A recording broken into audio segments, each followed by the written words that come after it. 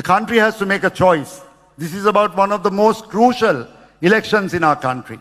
It's going to make or break our country. One of the other candidates, Honorable Anukumara Dissanayake, spoke about his policy. And his party swears by the socialist policy. His party swears by it, but his manifesto contradicts it. Where do they stand?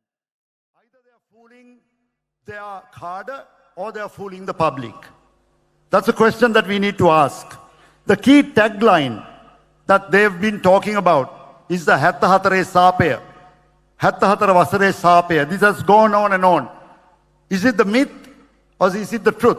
You need to understand that. So I need to revisit the past to tell you, because this is for you to make up your minds. In 1948, our country got independence. In 1948, the last governor, the British governor, was Lord Salisbury. When Lord Salisbury was handing over our country, he did a report. And in that report, he says, in 1948, Sri Lanka's majority of the people lived in abject poverty. They lived in servitude. That was the society that our leaders inherited in 1948. I would like to show you the first slide here.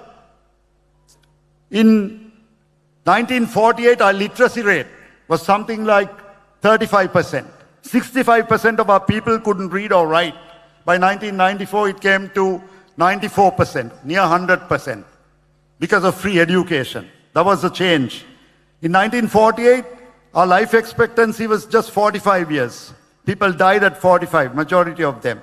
Life expectancy went to 75 years because of free health. Then, in the next slide, you will see that food security. When we took over in 1948, there were only 6 million people. The population was just 6 million. And we produced only 36% of our rice production in this country. 66% was imported. But by 1994, we had a 15 million population, but we became self-sufficient in rice. That was how Sri Lanka moved on. So, is that the 74 years Hatta Hatare Sapaya? How did we change that? So in the next slide, I want to show you, there was a paradigm shift in 1977. Some people say the beginning of the end was in 1977. But the end of the beginning came much later. I'll tell you how that happened. But in 1977, we did a paradigm shift and we moved the country to an export-led economy. At that time in Sri Lanka, in 77. And there we built up the free trade zone, the garment industry, foreign employment, and foreign direct investment. When you take the foreign direct investments during that period, I need to remind you that there was the leftist socialist movement that kept on intervening and obstructing any development and moving forward. At that time, when there was a road being built in 1967 in Vellavaya, a simple road, it was a long straight road for kilometers, one straight road. And the JVP and the leftists took up the position that this road was being built for USA, American planes to land on them. That was how ridiculous was the allegations that was made. In 1980s, there were Japanese companies like Toyota, Mazda, and Honda, along with other international investors who came in to set up factories in Sri Lanka.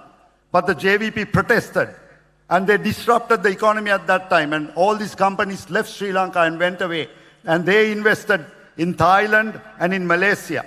And the automobile industry has grown in those countries. That was the opportunity that we missed. Calculate this and see.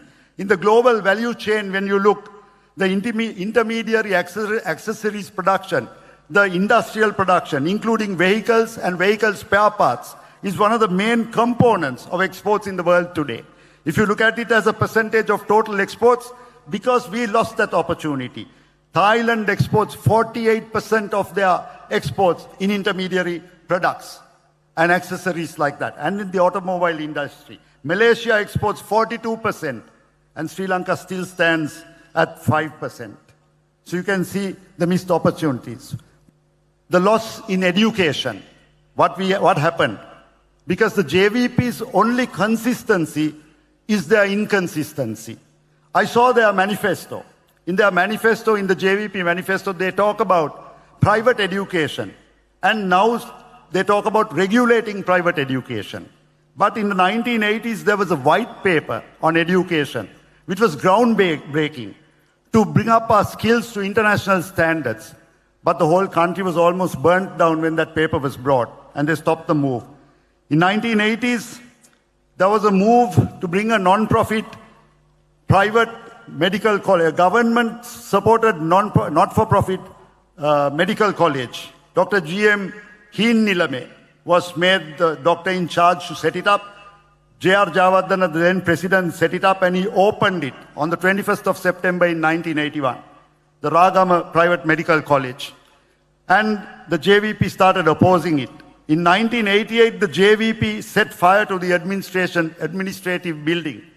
And by 1989, President Premadasa, under severe pressure, had to shut it down. But other people were watching this. Mahathir Mohamad looked at this. The moment he saw they were closing it down, he got his Minister of Education to talk to the faculty of all the professors who were in the medical college.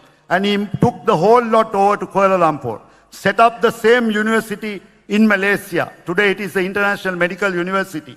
Today, every year, 125 Sri Lankan students go and study there. Government revenue as a percentage of GDP was 22%, which is by far any developed country has those figures. We were in par with the emerging tigers, and we were along with those countries. In 1980s, Deng Xiaoping, the then president of China, sent a delegation to Sri Lanka to look at our FTZ and to copy the model and to set it up in China. They did the exact copy. And today China is the economic powerhouse of the world.